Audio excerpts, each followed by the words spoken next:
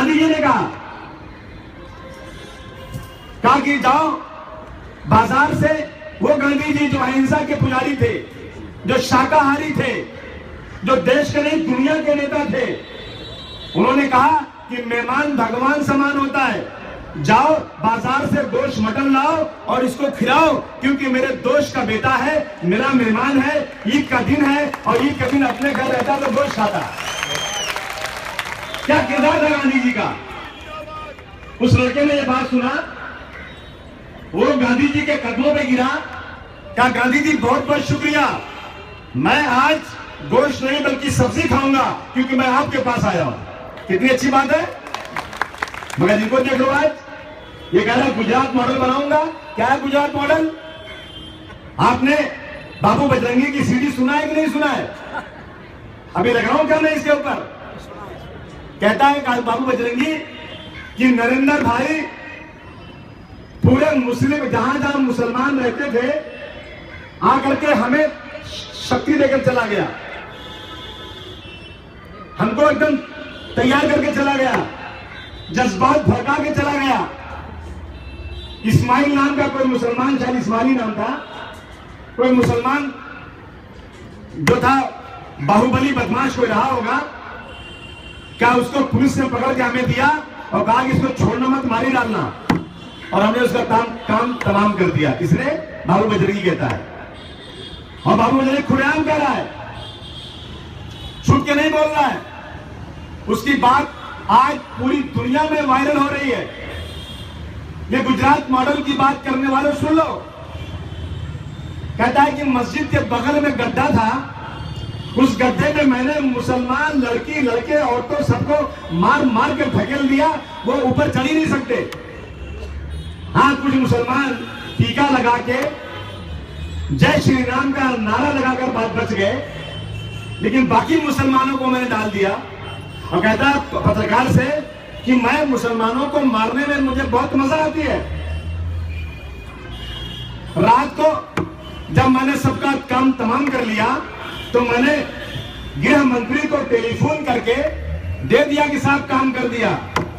मुझे बताओ, इसकी इंक्वायरी होकर के उस गृह मंत्री को और नरेंद्र मोदी की इंक्वायरी होना चाहिए कि नहीं होना चाहिए? बर्बाद गुलिस्तान करने को बस एक ही उल्लू काफी है। हर शाख पे उल्लू बैठा है, अंजामे गुलिस्तान क्या होगा? पकड़ा गया ये बाबू बजरंगी। और उसके बाद जब कोर्ट में हाजिर हुआ, जमानत की दरखास्त किया, तो एक ढोलकिया नाम के जज थे, उन्होंने कहा कि ये बाबू बजरंगी को तो फांसी की सजा होना चाहिए, एक बार नहीं 5 बार फांसी होना चाहिए, क्योंकि इसका बहुत भयानक जुर्म है। नहीं जमानत मिली, दूसरा जज आया नहीं मिली, तीसरा जज आया नहीं मिली, चौथा जज आया नहीं मिली। उसके बाद नरेंद्र भाई का मैसेज आया। कौन नरेंद्र भाई? हाँ, इसका कोर्ट में उसका मैसेज आता जेल में। ये कह रहा है खुलेआम कि घबराओ मत बाबू बजरंगी, अच्छा जज लाऊंगा, सेटिंग करूंगा और तुम सबको छुड़वा दूंगा। ये खुलेआम कह रहा है। और उसके बाद अश्विन मेहता नाम भी बोल रहा है कि ये सब जज बदली हो गए। अश्विन मेहता साहब आए और आते ही पूरे जज सबको जमानत दे दिया, पूरा का पूरा जेल खाली हो गया, सब के सब फिरकापरस्त गुंडा बदमाश छूट गए। एक ही रास्ता था खुदा की कसम देश में, सरकारों के नाइंसाफी के खिलाफ एक ही जगह बैठी थी, कोर्ट और कचहरी। एक अमीर आदमी एक गरीब मजदूर को मारे, गरीब बेचारा भाग कर जाए पुलिस स्टेशन में, कंप्लेन करे और कोर्ट में जाए तो जज साहब, चाहे आसमान की ऊंचाई पर कोई आदमी बैठा हो या जमीन पर भीख मांगने वाला हो, दोनों के लिए एक तरह का कानून है। तो लगता था कि भाई मैं इंशाअल्लाह ताला, यहां तो सरकार ने गुंडागर्दी कर ली, लेकिन कोर्ट से मैं इंशाअल्लाह अदालत से बरी होकर आ जाऊंगा। अदालत में भी हिंदू मुसलमान नहीं चलता, अदालत में कोई सिख ईसाई गरीब अमीर नहीं चलता, इसलिए अदालत में ही छोड़ देगी। आज क्या हो रहा है देश में? अदालतों को प्रेशराइज किया जा रहा है। एक जज साहब उसी गुजरात के कह रहे हैं कि हमें लिखित तो नहीं दिया, लेकिन हमें पूरा का पूरा हमारे ऊपर दबाव लाया गया कि गुजरात के दंगों में मुसलमानों को क्रश कर दो, मुसलमानों को उनकी हैसियत याद दिला दो। वो हिमांशु त्रिवेदी नाम का जज खुलेआम बयान दे रहा है कि मैं अपने घर की छत पर 4 माले पे खड़ा था, मेरे बगल में मेरी बेटी खड़ी थी, एक ही मुसलमान की लॉन्ड्री थी मेरे इलाके में, गुंडे आया पुलिस की जीप से पेट्रोल लिए। किसकी जीप से? पुलिस जो हमको बचाने के लिए है, जो हिंदू और मुसलमान नहीं होती, पुलिस की जीप से पेट्रोल लिए और उस मुसलमान की लॉन्ड्री को पूरा का पूरा जला डाले। हिमांशु त्रिवेदी से उसकी बेटी कहती है कि डैडी आप तो जज हैं, कुछ करिए, आप इस नाइंसाफी के खिलाफ आवाज उठाइए। जज साहब कहते हैं मैं मजबूर हूं। जज साहब ने इस्तीफा दे दिया और जाकर न्यूजीलैंड में कोई काम करने लग गए। ये हो रहा है देश के अंदर आज। कहां जाएंगे? एक का बीजेपी का सदर अमित शाह, जिसको गुजरात में घुसने का परमिशन नहीं था, गुजरात में एंट्री नहीं थी, उस अमित शाह का मुकदमा महाराष्ट्र की कोर्ट में आया।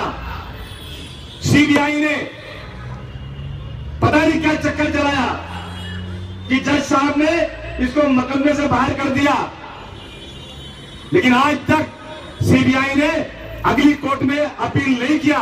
यह कानून है कि कोई मुजरिम अगर छूट जाता है तो अगली कोर्ट से उसको फिर से अगली कोर्ट में अपील करके उसके ऊपर मुकदमा दायर करके उसको सजा दिलाने की सरकार कोशिश करती है। लेकिन अमित शाह अगर है तो मुकदमा दायर अगली अपील में नहीं होगा। लेकिन अगर उसी जुर्म में डॉक्टर मतीन है, किसी जुर्म में डॉक्टर मतीन है, अगर किसी जुर्म में अल्ताफ है, मुजम्मिल है, और उसको अदालत छोड़ देती है, बेगुनाह मुकदमा तो फैसला देती है बेगुनाह है, जो अपने घर पहुंचते हैं, फिर सरकार जो है हथकड़ी लगाकर लाकर जेल में डालकर अपील डाल देती है कि इनके ऊपर हाईकोर्ट में मुकदमा चलाया जाए। क्या हो रहा है देश के अंदर आज? ये कानून नहीं चलेगा देश में। याद रखना नौजवान साथियों, ये वो लोग आज गद्दी पर आकर बैठ गए हैं जो गांधी जी के कातिल थे।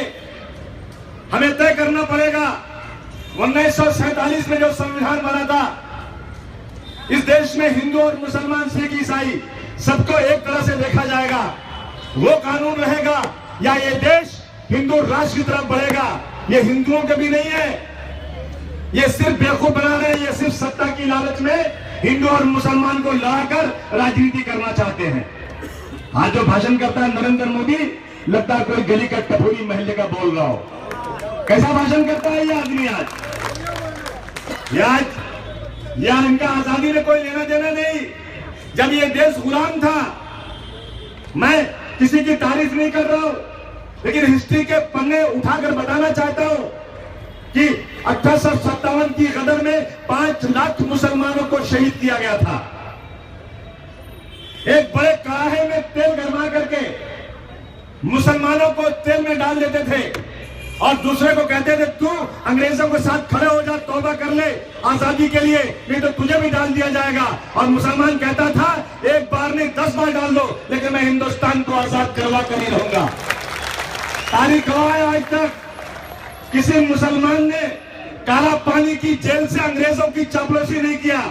किसी मुसलमान ने यह नहीं कहा कि अंग्रेजों हमको छोड़ दो, हमने गलती किया तुम्हारी मुखालफत करके, हमें छोड़ दो, हम तुम्हारी तरफदारी करेंगे। लेकिन वीर सावरकर जो इनके मुखिया थे, जो इनका आरएसएस के मुखिया थे, इनको 1918 में गिरफ्तार करके काला पानी में डाल दिया गया।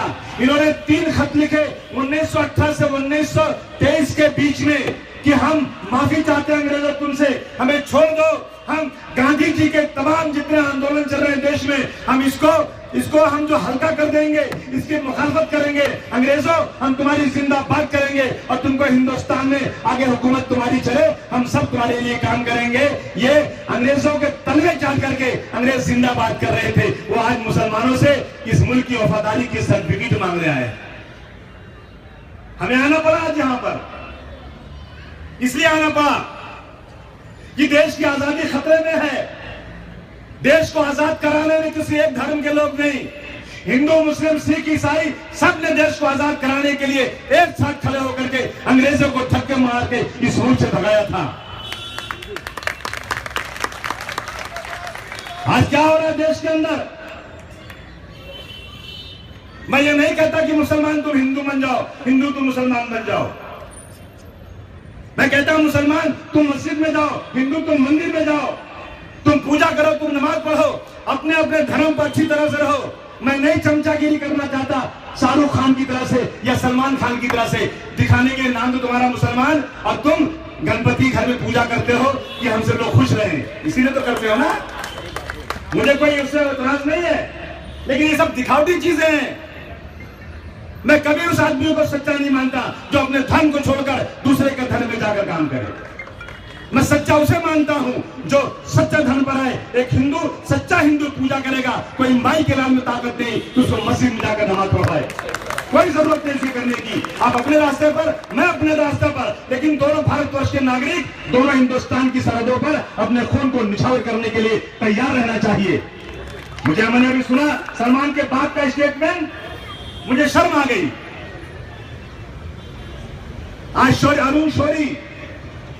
अरुण शौरी अगर नरेंद्र मोदी के खिलाफ बोल रहे हैं, अरुण शौरी जैसा आदमी भी आज कह रहा है कि मुसलमान इस मुल्क में आज जो है वो बहुत परेशानी में है, वो अपने आप को महफूज नहीं समझ रहा है। तो यहां से बोले सलमान के बाप, अबे तेरी फिल्म चल रहा है, भाग में जाए, तो खाली खुश करने के लिए बोल रहा है। कहता है कि अरुण शौरी को मिनिस्ट्री में नहीं लिया गया इसलिए बोल रहे हैं। मैं नरेंद्र मोदी जी को जानता हूं, ये बड़े सेकुलर हैं, ये सर्टिफिकेट देंगे, यही बाकी रह गया है। मैं शाहरुख खान के स्टेटमेंट की पूरी तारीफ करता हूं, बिल्कुल ठीक कहा शाहरुख खान ने, कोई बड़ी बात नहीं कह दिया भाई, यही तो कहा ना, उनको उम्मीद नहीं थी कि शाहरुख खान भी बोलेगा। आज देश के बड़े बड़े इंटेलेक्चुअल, बड़े बड़े बुद्धिजीवी, राइटर्स, जिनको सरकार ने अवार्ड दिया था, वो सरकार की नीतियों से खफा होकर के, ये चापलूस नहीं है, ये मर्द लोग हैं, सरकार की आंख में आंख डालकर बोल रहे हैं कि सरकार जो है सहनशीलता सरकार की खत्म हो गई, सरकार की, इस सरकार में फिरका परस्ती बढ़ रही है। हम इस सरकार का, हम हिंदुस्तान का दिया हुआ सरकार का अवार्ड वापस कर रहे हैं। हम तालियां बजाकर ऐसे लोगों का स्वागत करते हैं। एक सुब्रमण्यम स्वामी है, मैं इंसाफ की बात कर रहा हूं, कहता है कि टेररिज्म इन इंडिया सिर्फ मुसलमान के खिलाफ। भाई साध्वी पकड़ी गई है कि नहीं पकड़ी गई है? और स्वामी असीमानंद पकड़ा गया कि नहीं पकड़ा गया? ये लोग जेल में तो बंद है ना, और इनके ऊपर मुकदमा है। कहां का मुकदमा है इनके ऊपर? मालेगांव का। मैंने नहीं दाखिल किया है, सरकारों ने दाखिल किया है। जेल में बंद है, जमानत नहीं हो रही है। मैंने असीमानंद का स्टेटमेंट भी पढ़ा है कि गुजरात में एक नदी के किनारे जहां ये स्कीम बना रहे थे, वहां मोहन भागवत जी भी गाड़ी में आए थे, उनके साथ और कौन थे? इंद्रेश कुमार भी थे, और इन्होंने कहा कि हम हिंदुस्तान में मुसलमानों के खिलाफ, मुसलमानों को बदनाम करने के लिए हम ऐसा काम कर रहे हैं। वो आगे लिखते हैं स्वामी असीमानंद कि मोहन भागवत जी ने कहा कि हम तुमको पूरा का पूरा सपोर्ट करते हैं इसमें, लेकिन आज कोई अदालत मोहन भागवत को बुरा करके उसका स्टेटमेंट लेकर उसकी इंक्वायरी करने को तैयार नहीं। क्या होगा देश के अंदर? 13 लोगों को सजा हुई है। कसम खाता हूं अल्लाह की, खुदा की कसम खाता हूं, कसम है, मैं दूसरी कसम नहीं खाऊंगा, क्योंकि मैं मुसलमान हूं। दूसरी कसम खाऊंगा तो बेवकूफ बनाने वाली बात होगी। अगर देश में कोई व्यक्ति आतंकवादी है तो मैं अपने बच्चों की कसम खाकर कहता हूं उसे सजा मिलना चाहिए, फांसी की सजा होना चाहिए। मुझे अपने बाल बच्चे यही पालना है। मैं तैयार हूं, अगर यहीं से हिंदुस्तान की सरहद पर बिगुल बजेगा लड़ाई का, मैं कसम खाकर कहता हूं अगर मुझे मेरी जरूरत पड़ेगी मैं अपनी जान देने को तैयार हूं। हिंदुस्तान के झंडे को नहीं गिरने दूंगा।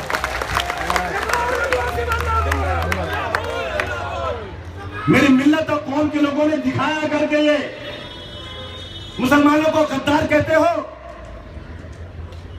जब भी जरूरत पड़ी है हिंदुस्तान की सरहद पर, एक तरफ सगा भाई उस तरफ खड़ा है, दूसरी तरफ उसी मां का बेटा हिंदुस्तान की सरहद पर खड़ा है। लेकिन तारीख गवाह है, अपने सगे भाई को गोली से भूनने के लिए हिंदुस्तानी मुसलमानों का हाथ कभी कांपा नहीं है।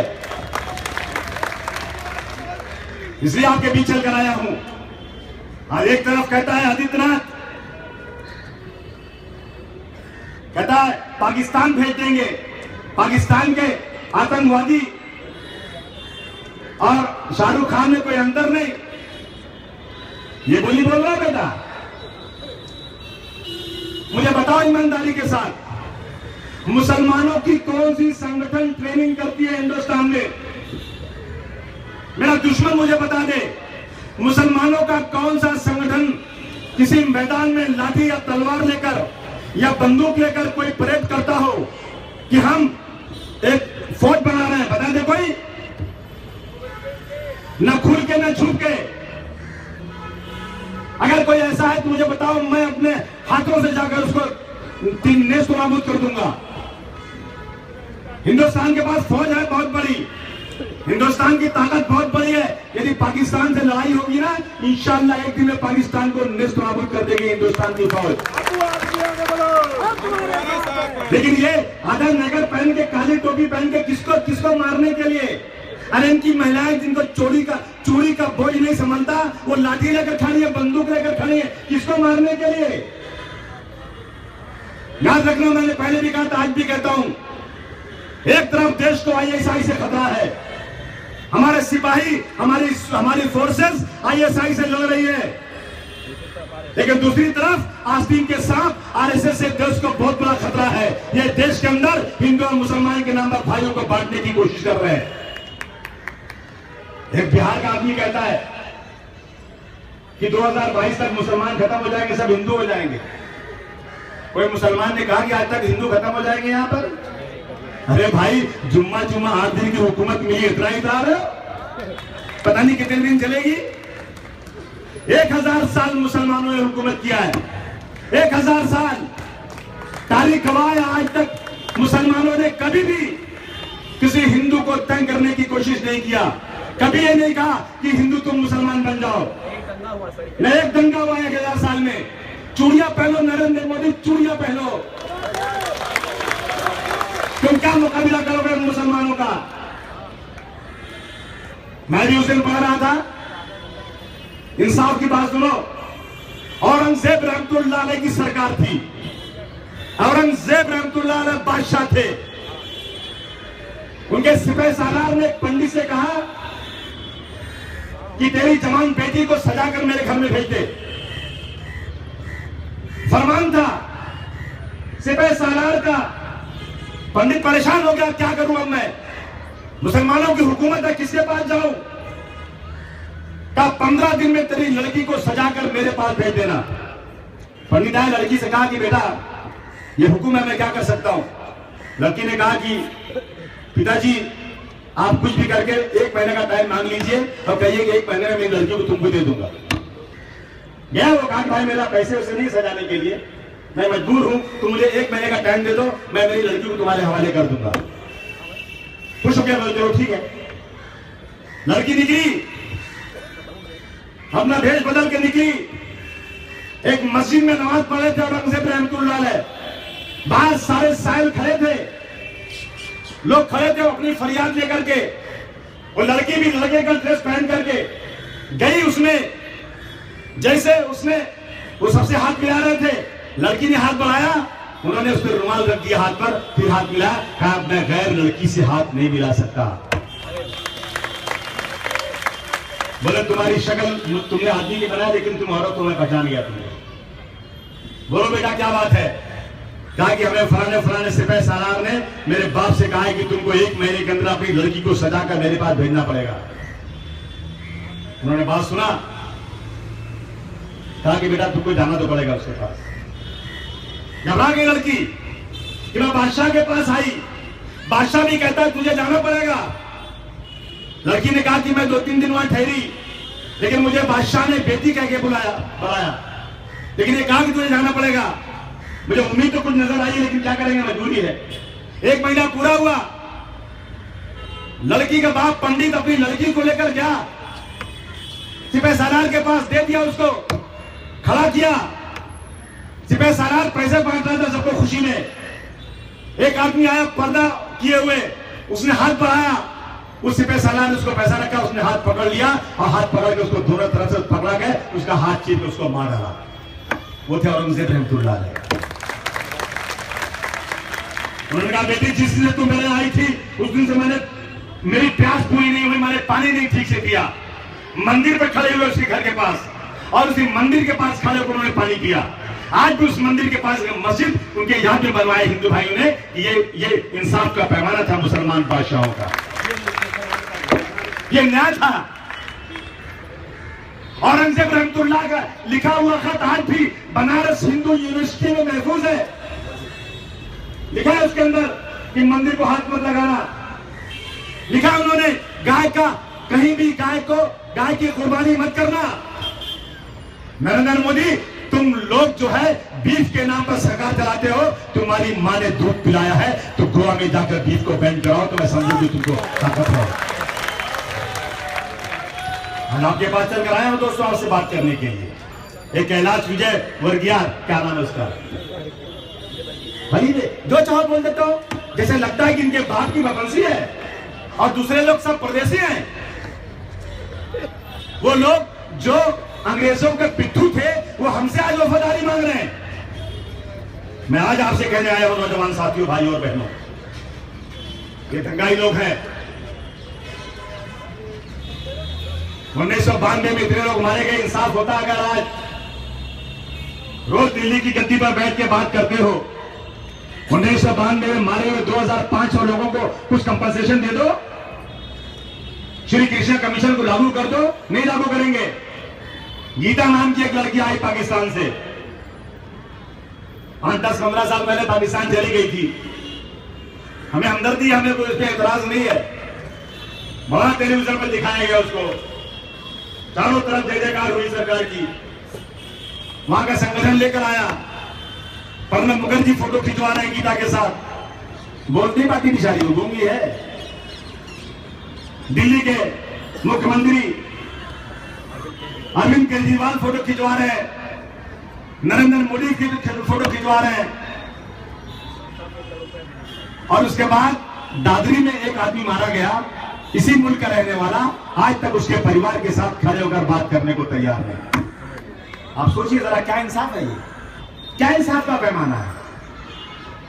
जब उत्तर प्रदेश की सरकार उन बलवाइयों को गिरफ्तार करती है तो बीजेपी के लोग आकर वहां धरना देते हैं, ये बेकसूर है, तो कसूरवार कौन है फिर?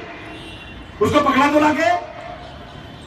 सरकारी कामों को रुकवाने के लिए काम करते हैं।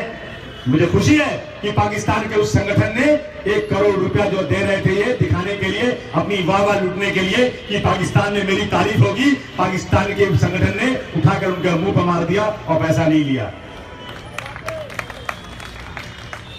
दोस्तों और साथियों, घर वापसी के नाम पर मुझे बता दो, पूरे हिंदुस्तान में मैं आरएसएस से पूछना चाहता हूं कि कौन सा मुसलमानों का संगठन, कौन सा मुसलमानों का लीडर, कौन सा आलिम मंच लगाकर ये कहता है कि आओ मैं 5 लाख से 10 लाख रुपया दूंगा, तुम मुसलमान बन जाओ। एक दिखा दो। नहीं दिखा सकते, मैं दिखा रहा हूं। आगरा की फुटपाथ पर रहने वाला गरीब, जिसके पास राशन कार्ड नहीं, जिसके पास आई कार्ड नहीं, जिसके पास इलेक्शन कार्ड नहीं, उनको कहा कि भाई आइए हम आपको राशन कार्ड दिलवा देंगे। बुला करके उनको पूजा करवाकर हिंदू बनाने का नाटक मुसलमानों ने नहीं किया था, आपने किया था। मुसलमान ने मतलब तब्दीली किसी कराया। उसके बाद इनका इतना दिमाग खराब कि अलीगढ़ में मंच लगा कर कहते हैं कि जो भी मुसलमान आएगा हिंदू बनेगा उसको 5 लाख से 15 लाख दिया जाएगा। सुना कि नहीं सुना आप लोगों ने? मुसलमान ने किया क्या आज तक ये काम? खुल के कहीं बोला क्या मुसलमान ने? एक ये है, बहुत बदसूरत आदमी है वो, एमपी साक्षी माधव नाम। मैं बदसूरत बोला, आपने नाम बोल दिया। कैसे नाम लिया? साक्षी महाराज मदरसों का बोलता है, मदरसों के पैरों की धूल के बराबर भी तू नहीं है, तो क्या बात करेगा मदरसे वालों की? और मैं तो डिमांड कर रहा हूं, मैं पूरे हिंदुस्तान के मदरसे वालों को मनवा लूंगा मैं कसम खाकर कहता हूं, एक बार ये झगड़ा खत्म होना चाहिए। सारे मदरसों में, सारी मस्जिदों में लगा दो सीसीटीवी, बिठा दो एक आदमी वहां देखने के लिए, 1 साल 2 साल तक बिठा दो। 24 घंटे मदरसे और मस्जिद में क्या होता है और नोट कर लो। खुदा की कसम एक जगह भी ये नहीं सुनोगे कि किसी को मारो या किसी को काटो, यही सुनोगे कि भाई भाई की तरह से रहो। मुसलमानों, अगर अल्लाह ने 3 रोटी दी है, 1 रोटी पड़ोसी को खिला कर खाओ। यह हो रहा है देश के अंदर आज। इसलिए दोस्तों, आज मदरसों को आतंकवाद का अड्डा कहा जा रहा है। अरे मदरसे वाले वो काम करते हैं कि पूरे हिंदुस्तान में काम नहीं होता, बड़ी बड़ी सरकारें नहीं करती।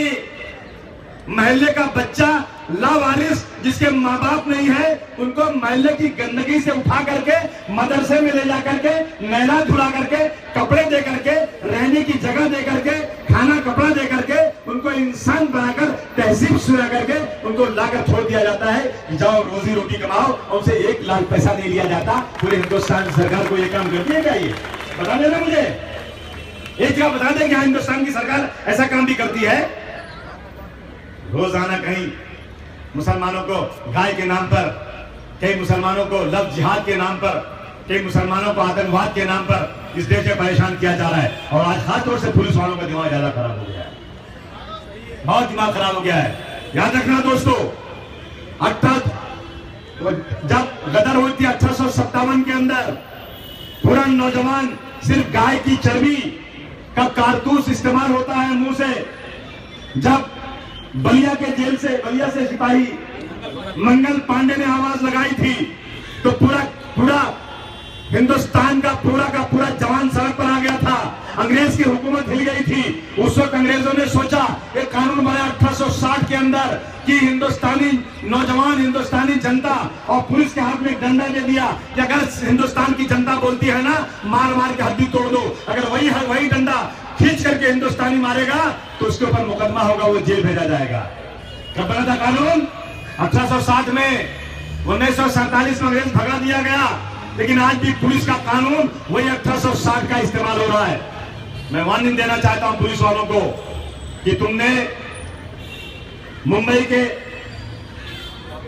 वाकोला पुलिस स्टेशन में मोइन खान वकील, जो बेचारा डिसेबल है, अब आई जाए थोड़ा, वो गया कोर्ट का ऑर्डर लेकर के, मजिस्ट्रेट का ऑर्डर लेकर के गया एक मुकदमा करने के लिए। पुलिस वालों ने बदतमीजी किया और उसने जवाब दे दिया, इतना मारा कि बेचारे की हालत खराब है। उस पर FIR भी लिया मार के। गवाही कौन देगा? याद रखना नौजवान साथियों, जिस दिन ताकत आ जाएगी अपने पास, अगर मारोगे तो डंडा खींच के मारेंगे।